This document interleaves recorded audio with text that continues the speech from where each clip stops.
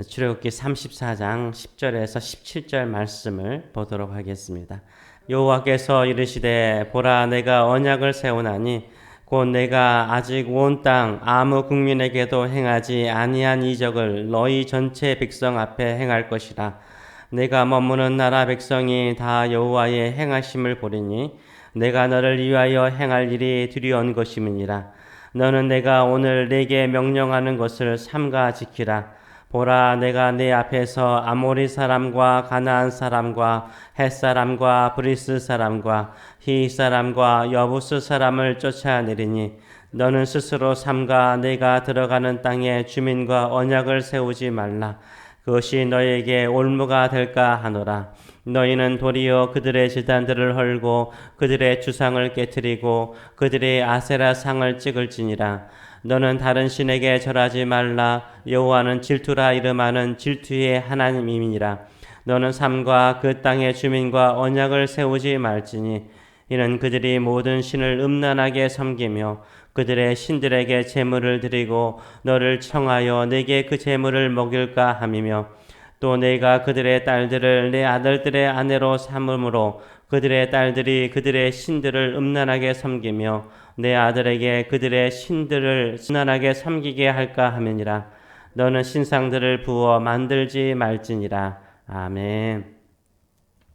이 말씀을 가지고 왜 이렇게 자주 말씀하실까? 왜 이렇게 자주 말씀하실까? 라는 제목으로 같이 은혜를 나누기로 원합니다.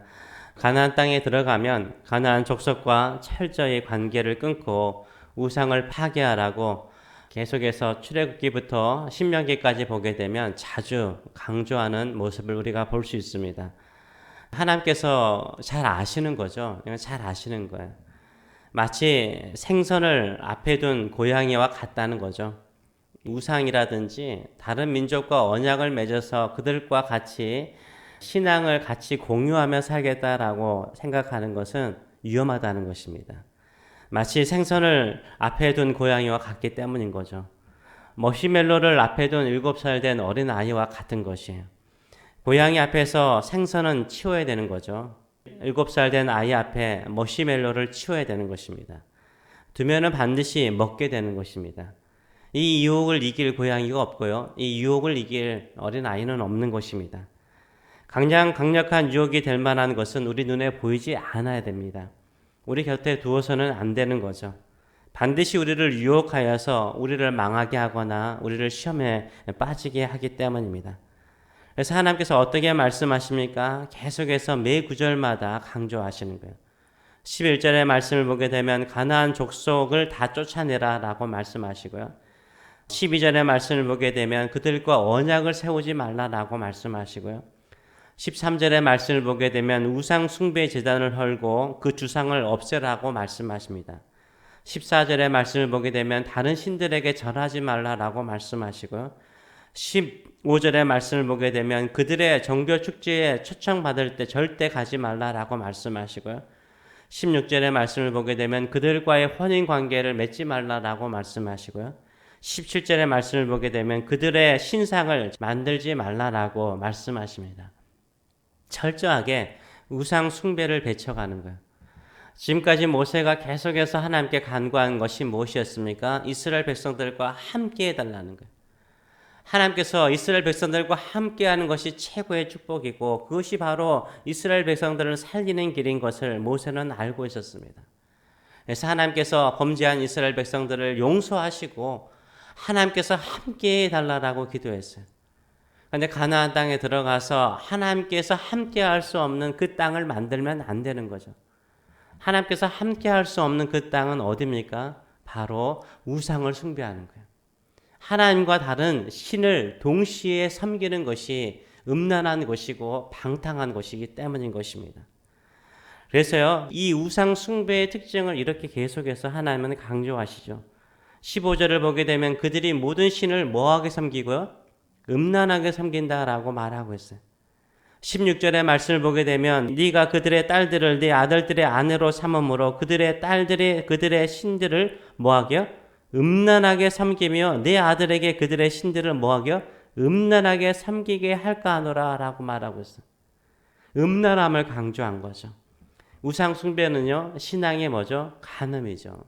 하나님만을 사랑하기로 약속했던 백성이 하나님을 음란하게 섬기는 것. 그래서 14절은 여호와는 질투라 이름하는 질투의 하나님이시라라고 강조하고 있어요. 질투는요, 우리가 일반적으로 나쁘게 생각하는 그 질투를 말하는 것이 아니라 사랑의 감정을 말하는 거죠. 우리가 결혼을 했는데 남편이 다른 여자에게 눈빛이 가고 마음이 가면 그것을 질투하지 않는 아내는 문제가 있죠. 그렇죠? 아내가 다른 남자에게 눈빛을 보냈는데 그것을 질투하지 않는, 싫어하지 않는 남편은 문제가 있죠. 사랑하지 않는 거죠. 이건 질투는요, 사랑의 감정을 말하는 것입니다. 한 남자와 한 여자가 결혼을 했습니다. 한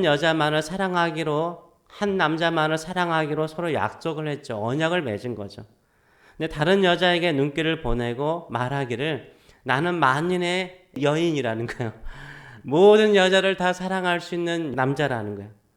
이런 호황된 주장을 하는 사람은 못된 거죠. 모든 여자에게 다 친절한 거예요. 모든 여자에게 다 잘해주는 거예요. 모든 여자에게 사랑을 고백하는 거예요. 바람둥이죠. 카사노바죠. 우리는 이런 남자를 방탕한 남자라고 그러죠. 바람둥이라고 말하죠. 음란하다고 말하지 사랑이라고 말하지 않는 거예요. 음란하고 방탕한 것이라고 말하는 거죠. 죄는요, 우리를요, 음란하게 만들고 방탕하게 만들어요. 우리 스스로 이것이 죄라고 생각하지 않게 만드는 거죠. 죄를 가볍게 여기는 것입니다. 죄는 우리에게 어떻게 접근할까요? 이 우상 숭배도 마찬가지죠. 하나님만을 사랑해야 될 하나님의 백성이 다른 신을 섬기도록 만들어요. 사탄은 어떻게 우리에게 들어오는 줄 아세요? 마치 어느 장사꾼이 집에 방문해가지고 문을 두들겨요. 문을 열지 않으면 그 집에 절대 들어갈 수 없어요. 근데 어떤 사람이 문을 살짝 열었어요. 근데 이 장사꾼이 어떻게 할까요? 제가 무슨 물건을 파는데 서거야 하지 않아요. 가장 먼저 뭘 하죠? 발을 먼저 문 틈에 발을 살짝 집어넣어요. 문을 닫을 수 있어요? 없어요? 못 닫죠. 계속해서 이야기를 하고 설득하면서 물건을 살 때까지 발을 빼지 않죠. 이게 사단의 전략이에요. 한 번 문을 열기 시작하면요, 발을 먼저 딱 집어넣어가지고 우리 문을 닫지 못하게 만들어요. 계속 우리 마음을 유혹하고 시험하는 것이 사탄이요, 우상 숭배인 것입니다. 그래서 먼저 우리가 하지 말아야 되는 것은 뭐요? 문을 열지 말아야 되는 거예요. 우상 숭배에 대해서는 문을 열면 안 돼요. 살짝이라도 열지. 이러는 순간부터 이미 사탄은요, 우리에게 우상 숭배하고 다른 신을 섬길 수 있는 그런 수많은 유혹으로 우리를 이끌어가는 것입니다. 저는 별로 정치에 관심을 가지고 싶지 않은데 사회 자체가 정치와 관련이 있지 않습니까?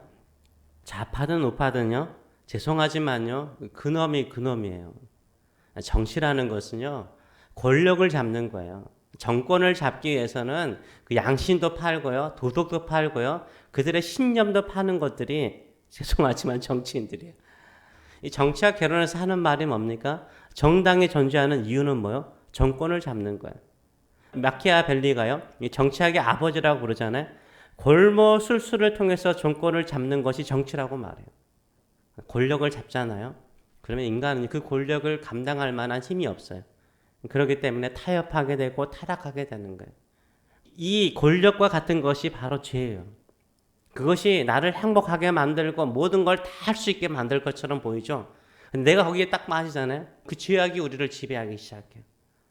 우리가 하나님 외에 다른 것을 섬기면 복받을 것처럼 보이죠. 아니요. 거기에 종이 되는 거예요.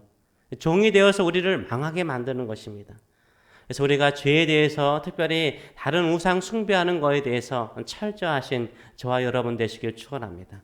어떠한 죄악도 우리가 제거해야 돼요. 회개하는 마음으로 주만을 붙잡으시는 저와 여러분 되시길 축원합니다. 왜 그러냐면 그래야만이 하나님이 우리와 함께 계시고 우리를 쓰시고 우리를 통해서 영광 받으시기 때문인 줄 믿습니다. 거룩하신 하나님께서 우리 안에 내주하시는데 우리가 딴 마음을 품으면 그것만큼 음란한 것은 없죠. 큰 죄악은 없는 것이죠. 예수님은 죄에 대해서 아주 철저하셨습니다. 그 당시에 가장 경건하게 생각되는 사람들이 누구였습니까? 바리새인들이었죠. 바리새인들은요, 겉으로는 경건한 척하지만 그들의 마음은 썩고 부패하였습니다. 그래서 예수님께서는 너희들은 바리새인들과 같은 거룩함을 추구하면 안 된다는 거예요. 너희는 더욱 거룩해야 된다는 거예요. 바리새인들보다 더 깨끗해야 된다라고 주께서 말씀하셨어요. 그래서 여자를 보고 음욕을 품으면 뭐 한다고요? 이미 간음했대요. 육신적으로 간음한 것이 아니라 마음으로 여자를 보고 음욕을 품는 것 자체가 간음한 것이라고 주께서 말씀하셨어요. 형제를 보고요 욕하거나 형제를 향하여 모욕적인 말을 하는 것도 이미 뭐 했다고요? 살인했대요. 살인했대요. 마음에 살인을 했다라고 주께서 죄에 대해서 아주 철저하셨습니다. 또한 예수님은 눈이 범죄하면 뭐 하라고 그랬어요? 눈을 빼내버리래요. 눈을 빼버리고 천국 가는 게 낫다는 거예요. 눈 가지고 지옥 가는 것보다 눈 빼버리고 천국 가는 게 낫다는 거예요. 손발이 범죄하냐? 그거 찍어버리라는 거예요. 그거 가지고 지옥에 떨어지는 것보다 없이 천국 가는 것이 낫다. 이 정도로 죄에 대해서 철저히 우리 자신을 정결하게 하도록 요구하셨어요. 그렇기 때문에요. 예수님께서 외치시는 복음이 뭐였습니까? 회개예요. 회개. 회개하라 천국이 가까웠느니라. 천국이 하나님이 다스리는 나라 아닙니까? 어떤 사람에게 천국이 임합니까? 어떤 사람에게 천국이 주어집니까? 회개하는 사람이에요. 회개하는 사람이에요. 우리의 죄악을 깨끗하게 씻기를 원합니다. 예수님의 피밖에 없습니다. 주 예수 그리스도의 십자가밖에 없습니다. 예수님의 보혈밖에 없습니다. 나의 죄를 깨끗하게 씻어주시고 주께서 함께 하시는 사람 되게 하여 주시옵소서. 이런 마음을 가지고 나가시는 저와 여러분 되시길 축원합니다. 그러면 하나님께서 크신 일을 이루세요. 하나님이 함께 하시는데 크신 일을 안 이루시겠습니까? 가나안 땅에요 수많은 민족이 있었어요. 대표적인 민족이 7민족이지만요 더 많은 민족이 더 강한 성이 아낙 자손들이 있었습니다. 그들을 이길 수 있는 그 힘과 능력이 이스라엘 자신에게 있는 것이 아니라 누구에게 있는 거예요? 하나님께 있는 거예요. 하나님께. 하나님께서 그 일을 이루시잖아요. 회개하고 깨끗한 심령으로 하나님이 내주하는 사람이 되면요 하나님이 크신 일을 이루실 줄 믿습니다. 크신 역사를 이루실 줄 믿습니다. 이 믿음을 가지고 나가시는 언약 백성 되시는 저와 여러분 되시길 축원합니다. 기도하겠습니다.